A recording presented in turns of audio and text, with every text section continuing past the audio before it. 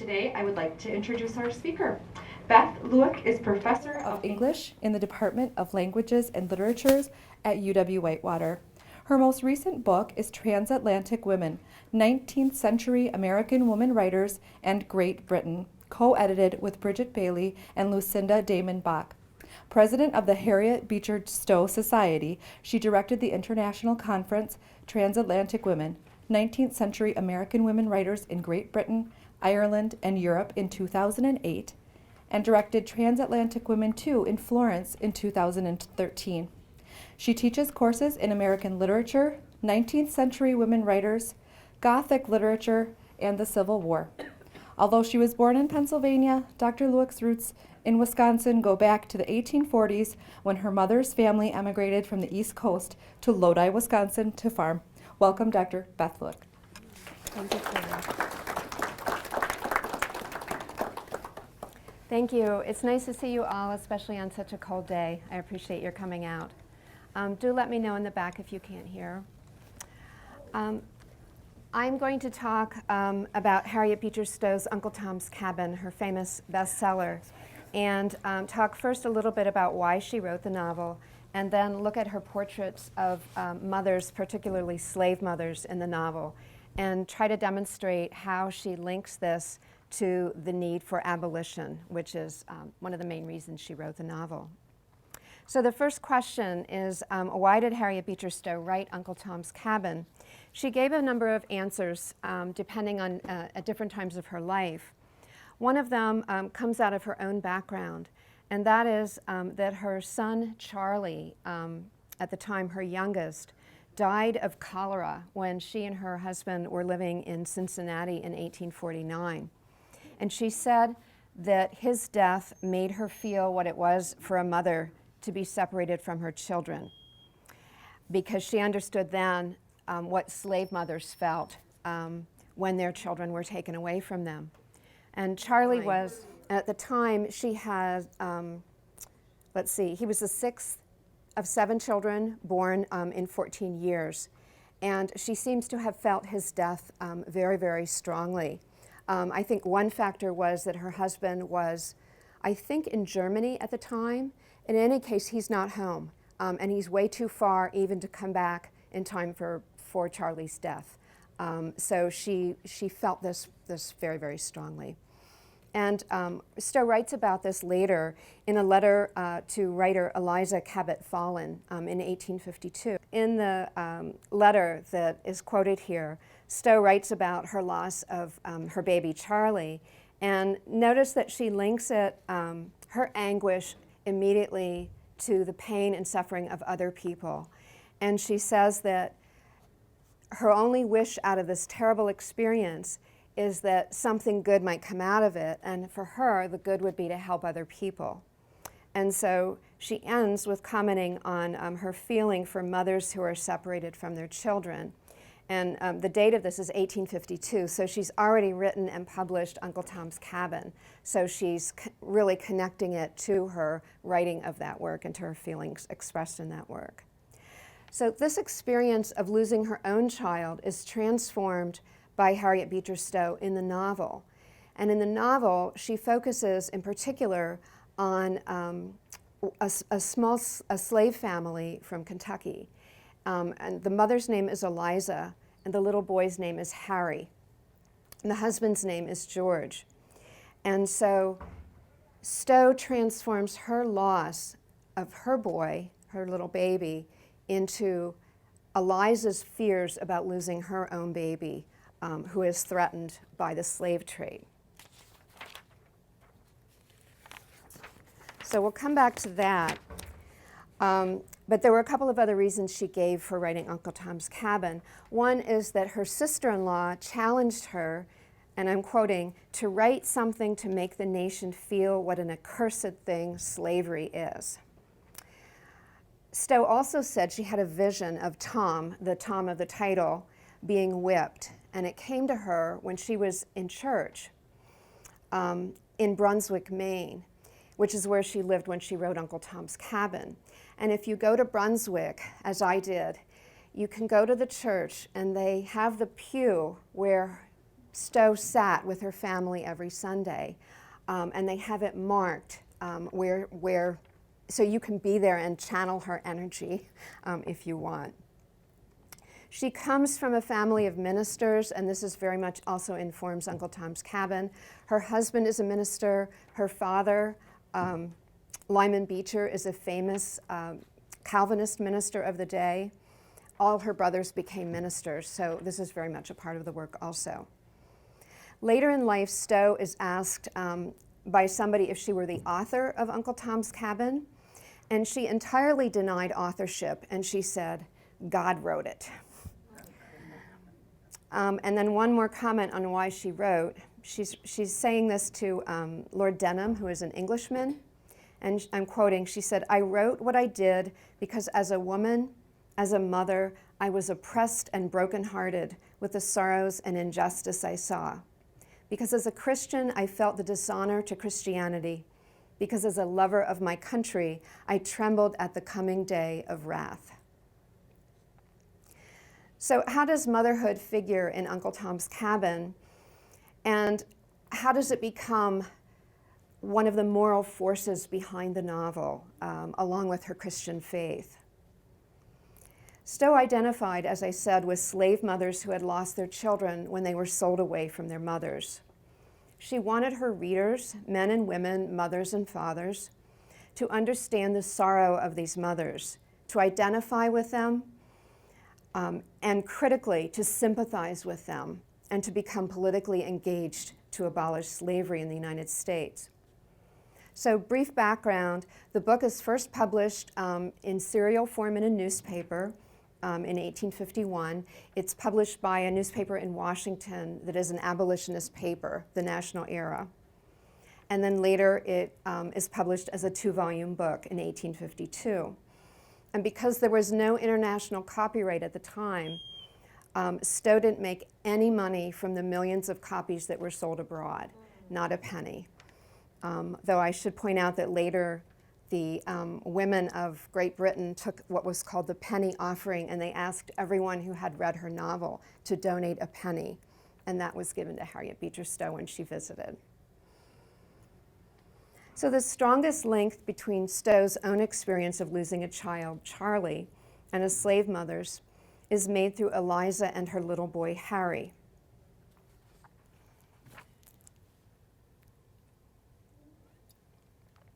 Eliza Harris works for the Shelbys, a Kentucky slave-owning family who are depicted as good slave owners because they treat their slaves well, teaching them how to read.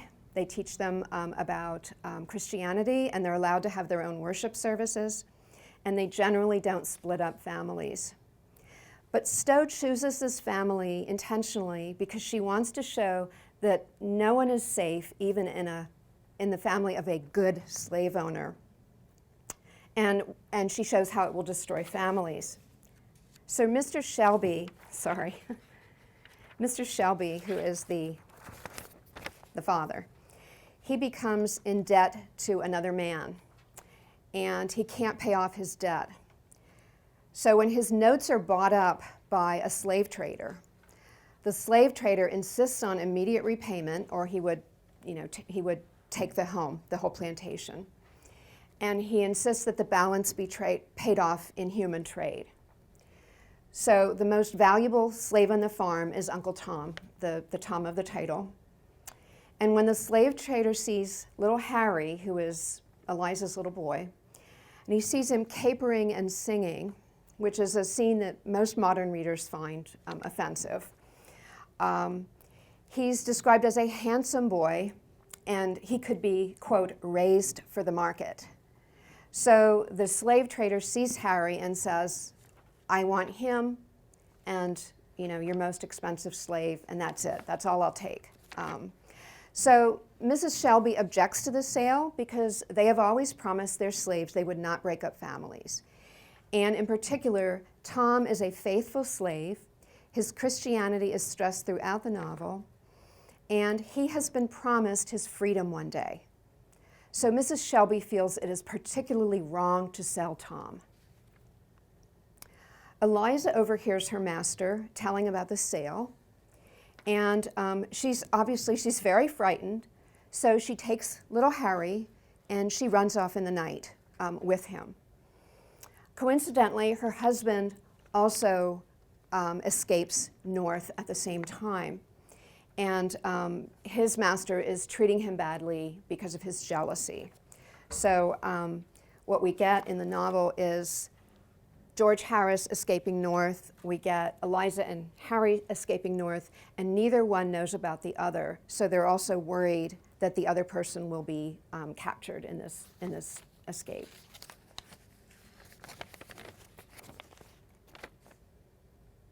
So let's see, Eliza's escape is probably the most famous one in 19th century fiction, and I'll send around a book in a moment that has pictures of it. This was often, if the book were illustrated, they always illustrated Eliza's escape, and this was the most popular scene in plays about Uncle Tom's Cabin. And what she does is, as she's heading north, she reaches the Ohio River, which is partially frozen, and some of you may know this scene. And the slave traders are coming right behind her, the slave catchers, and she's desperate, so she runs across the Ohio River, jumping from ice floe to ice floe. It's highly improbable, but a wonderful scene. So this is one that audiences liked, and as I said, it's always depicted. So Eliza is running off with Harry, and as she runs, she prays. She prays, "Lord help, Lord save me." But Stowe has a potential problem with her reading audience here. How does a white middle-class author get her largely white reading audience to care about what happens to a slave woman and her little boy? Stowe's answer lay in a narrative device she uses in the following passage. And this is number 3. I'll read this one. Stowe writes, "If it were your Harry, mother, or your Willie, that were going to be torn from you by a brutal traitor tomorrow morning, if you had seen the man and heard that the papers were signed and delivered, and you had only from 12 o'clock till morning to make good your escape, how fast could you walk?"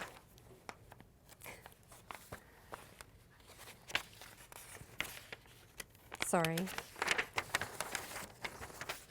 How many miles could you make in those few brief hours with the darling at your bosom, the little sleepy head on the shoulder, the small, soft arms trustingly holding onto your neck?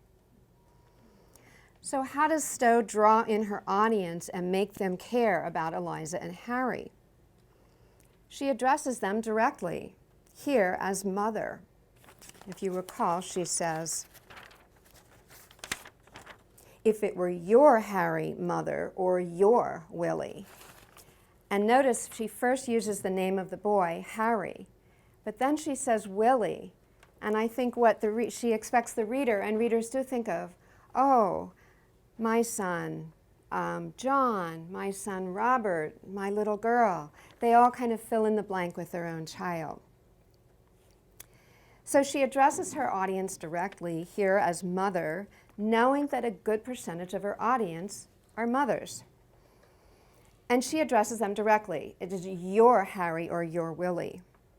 This narrative device is called the engaging narrator, and it pulls the reader into the narrative, into the story, by addressing them directly, and here, underscoring the first your to make it clear she's talking to you, to the reader. The rhetorical questions that follow also ensure the reader's involvement in the story. How many miles could you run with a 3 or 4-year-old child on your shoulder, with slave catchers after you who will take your child if they catch you? Pretty fast. This narrative technique is enhanced 2 more times in Eliza's escape. First, when she's bounding over the ice of the Ohio River. And second, when she tries to convince a woman to shelter her and her child. First, when Eliza is over the river and she's scrambling up the bank, she spies a man who was once her neighbor, and coincidence, as you can see, plays some role in this novel. She appeals to him directly as a father, and she says, "My child, this boy, he'd sold him.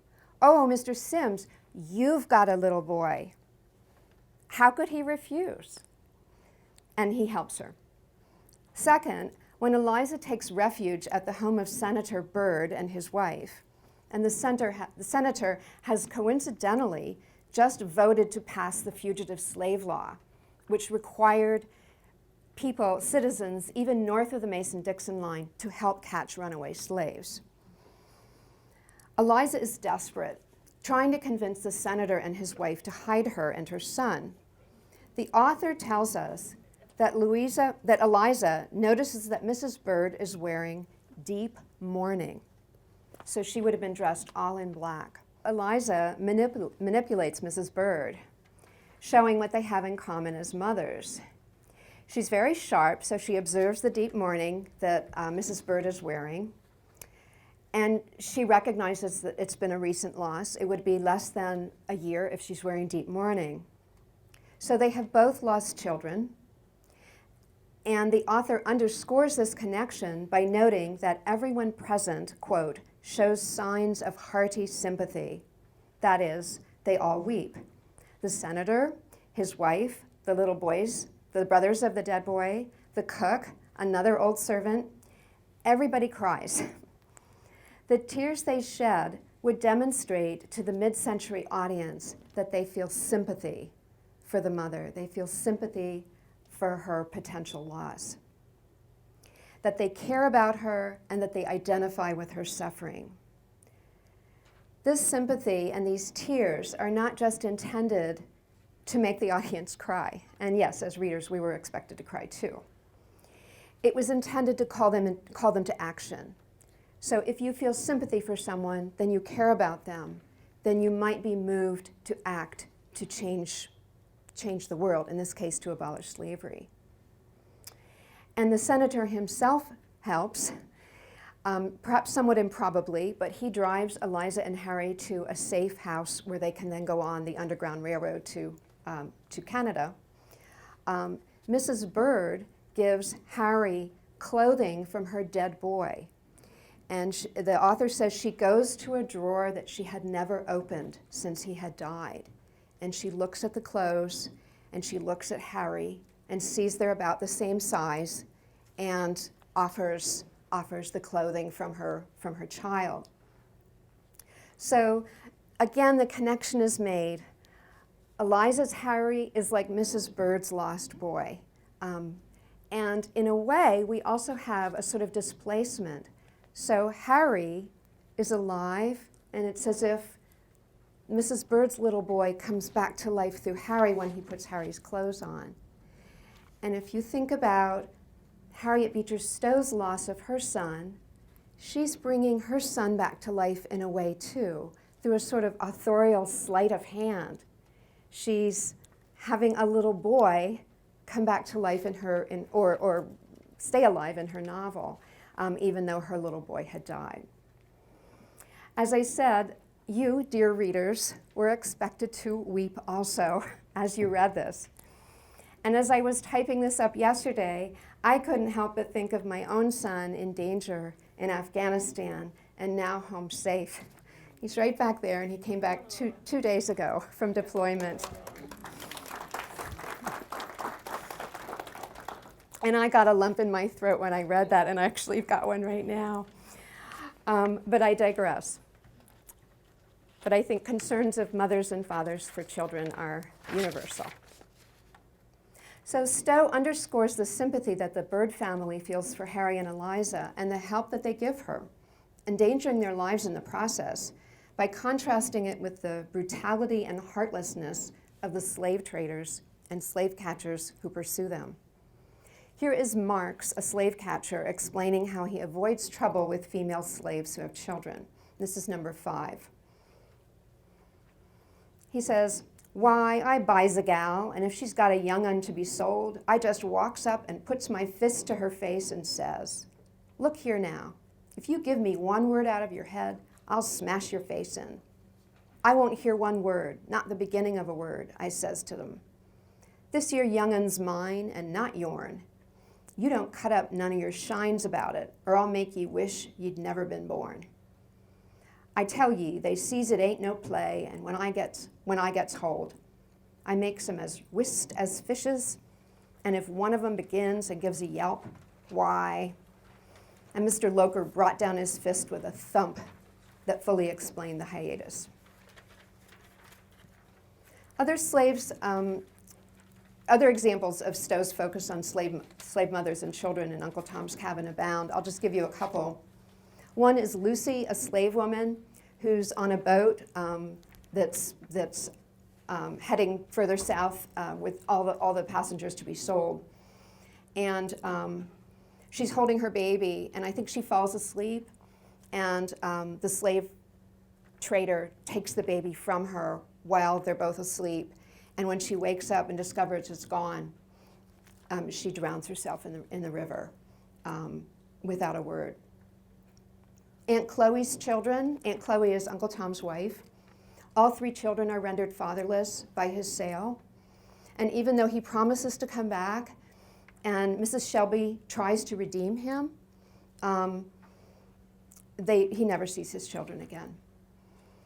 Prue is an older slave, and her last child, quote, cried itself to death because her mistress wouldn't let her feed it because she was taking care of the mistress. And as a result, Prue ends up drinking herself to death. Other examples focus on the sale of beautiful young quadroons and octoroons for concubines.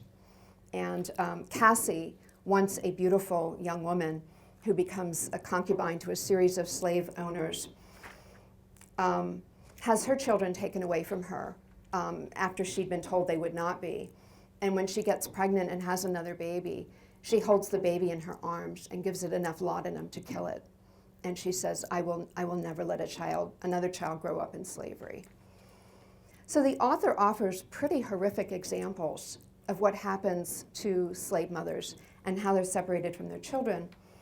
And in the book that follows Uncle Tom's Cabin, she gives examples from newspapers and from posters advertising runaway slaves to show that these are not made up.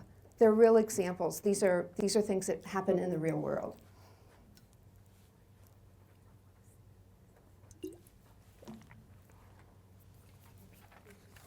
In case this all sounds too awful, I want to point out that Stowe does offer some examples of happy mothers and children. One example in particular is Rachel and her children, and these are Quakers living at a Quaker settlement that shelters Eliza and Harry on their way north. And this is portrayed as an idyllic, peaceful community where the children are safe, and we have several generations of mothers and fathers in the settlement, all gathered around nurturing their families. One final note, from almost at the very end of Uncle Tom's Cabin, the author addresses her readers again using the engaging narrator. And she essentially lectures them about what they can do about slavery that destroys the bonds of mother and child. This is in the last chapter of the novel.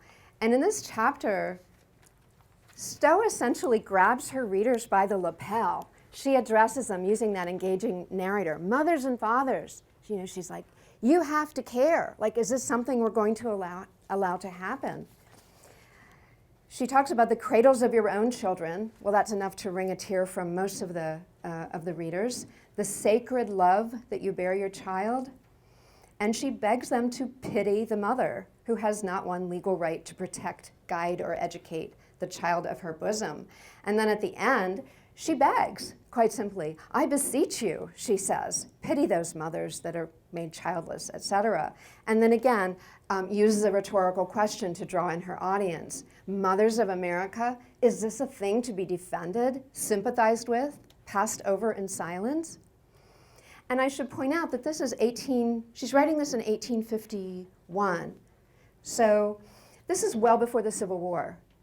But you can see where she's headed with this. We shouldn't defend it, she says. We shouldn't sympathize with this. We should speak out. We should not let it go in silence. And as I said, she's calling on her readers, take action, she says.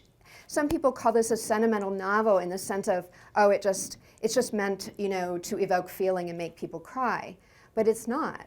The point is to get the readers emotionally involved, get them to take action, not just to sit around and feel sorry for Uncle Tom and Eliza. So this is the last chapter of Uncle Tom's Cabin, and the mother asks her readers again to pity the slave mothers, take action, pray. She's very much writing from her Christian faith, and abolish slavery. So Uncle Tom's Cabin becomes an important step in the process of abolition and in the eventual emancipation of slaves in the United States. Thank you.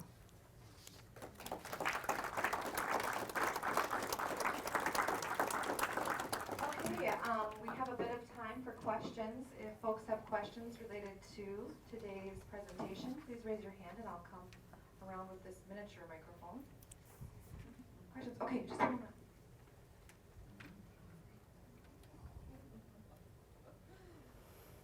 Now, did she write other novels and other books? You said she had written something else. Yes, the question up here is, did she write other novels? She went on to write a novel called Dread, which was a much more, suggested a much more violent solution to the problem of slavery, and it did not go over well. Neither novel went over well in the South, of course. And then she went on to write a whole series of novels, some of which were very popular, some of which were not as popular as that type of novel faded.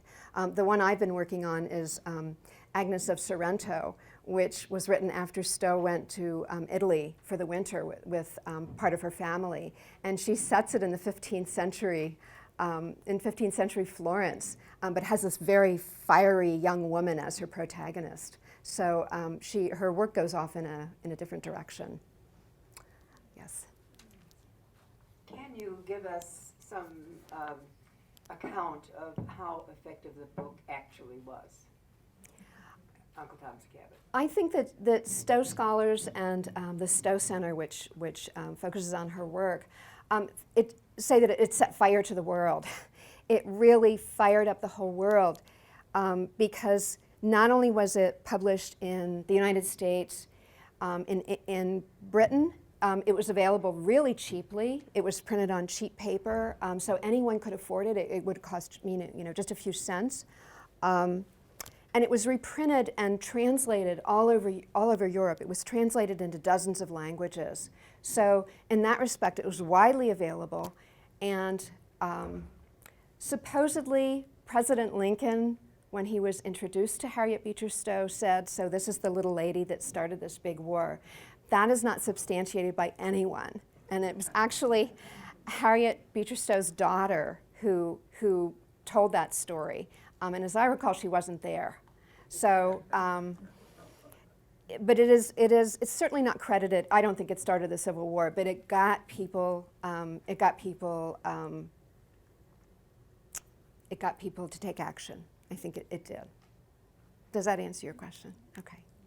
Are there other questions? Too bad we don't have one today, Harriet Beecher Stowe. Yes. Yes. Because we're doing the same thing. More black people are incarcerated than Yes. were slaves, they were saying. Yes, and there is still slavery in the world, Yeah. as you're probably aware. Terrible. Yeah. Terrible. Yeah. That's a good point. Yes. Can you kind of give a relationship? I'm kind of a theater type person. So, of course, Uncle Tom's Cabin, I think of The King and I. Mm-hmm. Can you talk about any, are you familiar with The King and I? Yes, yes. Okay. And how impacting was that? Oh, the musical? Siam, for example, the King of Siam and that whole culture and whatever, for them to be doing Uncle Tommy's Cabin, Right, you know, that. right. You know, little children, black children, and so on. Yeah. And so forth. Yeah, if you're not familiar with it, in The King and I, the governess, I believe, does a play from Uncle Tom's Cabin. And as far as I know, that had no influence on the actual context where that play is set, but there's no doubt that the author uses Uncle Tom's Cabin as a model. So that I do know, but I don't think it actually had any effect whatsoever on slavery in Siam. Well, there was the mother thing also, the teacher, you know, the teacher of the children. That's had right, her that's own right. son who was protected, and then the son of the king, and how she nurtured, found this more humane type of, you know, and it ends, of course, when he does become king, and my subjects stand up now. No bowing and kowtowing, you know, that whole thing. Yes, I see. You know more about it than I do because it's been a while since I've seen that or read it. I haven't seen it for a while either, but I remember. And All we have a right. question back here, right back here. There too. In the fifth portion paragraph here, you've got one phrase that I don't understand. I was wondering what it was. This is the slave owner talking. He says, "I makes them as whist as fishes." What in the world is that? Oh dear. I think that means that they are quiet and fast. Hang on, let me see if I can find it. It's at the bottom of number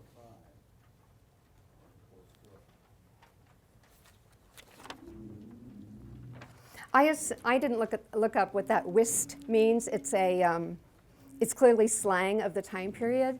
I'm assuming that he wants the women quiet and passive, and that's the connection he's making to the fish, like that they're silent, since fish presumably don't make any noise. That's my best guess. There was a question up here. Was it yours? I just think somebody ought to take the torch for the sex trade, the human trafficking. Who's going to be their voice? Who's the voice for, it has to be somebody who opens people's eyes to children that are being taken for that use, pornography. Somebody, somebody has to pick up be the voice. Yeah, the question up here was who would be the voice today for persons sold into chattel slavery and into the sex trade. And all I can do is give you hope, is that many students at UW-Whitewater are interested in this. And in my general education class for juniors, this is one topic that the students follow. One group of them does. They follow the sex trade in the United States, and I ask them to make specific connections. So when there's a big bust in the Midwest and they're arresting people, I want the students to see that it's going on right around us, and it's not something that's on the other side of the world. But we don't have an eloquent spokesman that I know of, like Harriet Beecher Stowe, in this modern world. Are there other questions? Okay, let's go ahead and thank Dr. Lueck for the excellent lecture today. Thank you all for coming. Thank you.